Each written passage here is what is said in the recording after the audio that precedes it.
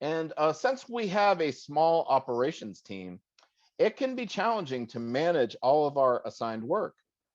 We currently have one chief pilot and two engineers, but we receive many inquiries and teaming offers for UAS work. We need to balance these opportunities with our current commitments and carefully manage our available capacity.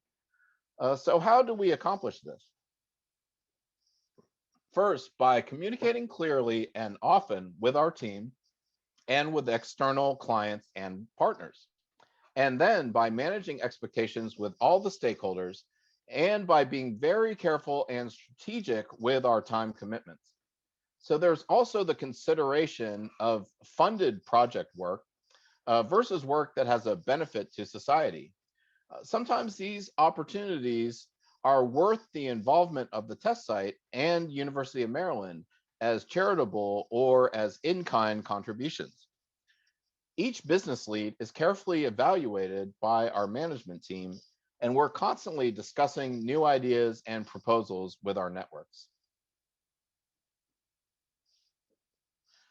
Despite having a small core team at the test site, we're still able to accomplish big things and push the technical envelope. So a good example of this comes from another of our Navy projects, where we performed a technical demonstration for the Naval Surface Warfare Center, Panama City Division, and Alliance Science and Technology. We completed this demo on September 20th, 2018.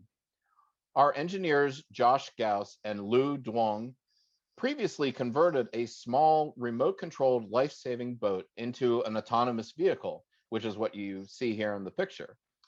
Once this integration was complete, they successfully navigated this boat almost a mile offshore using radio signals relayed from a Phoenix 60 UAS soaring overhead.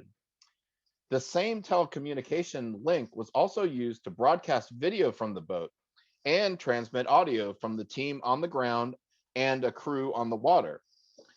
For the naval engineers observing, the test was early evidence that a wireless mesh network powered by Silvus radios expands the communication reach of vessels and shore facilities used in naval operations.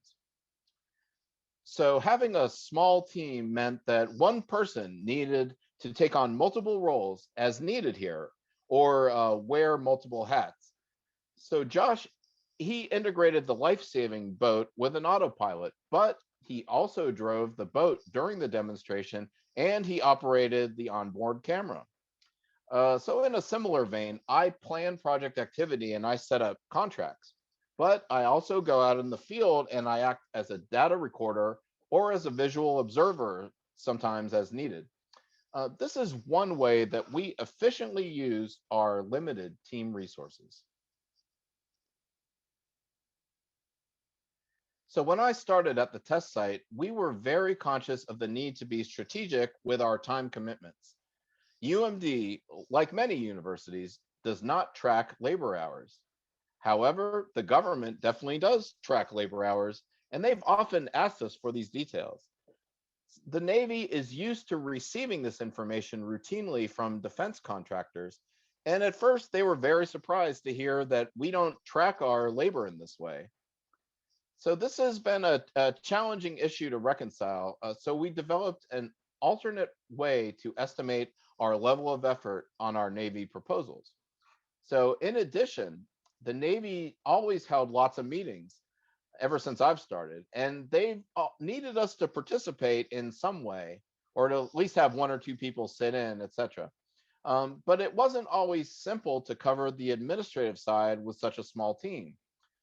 More recently, our challenge has been more related to using all of our allocated funds in the time given. Once the Navy obligates funding, they want to make sure everything is spent by the end of the contract period. Any remaining funding leads to a lot of questions, and everyone wants to avoid this situation if at all possible.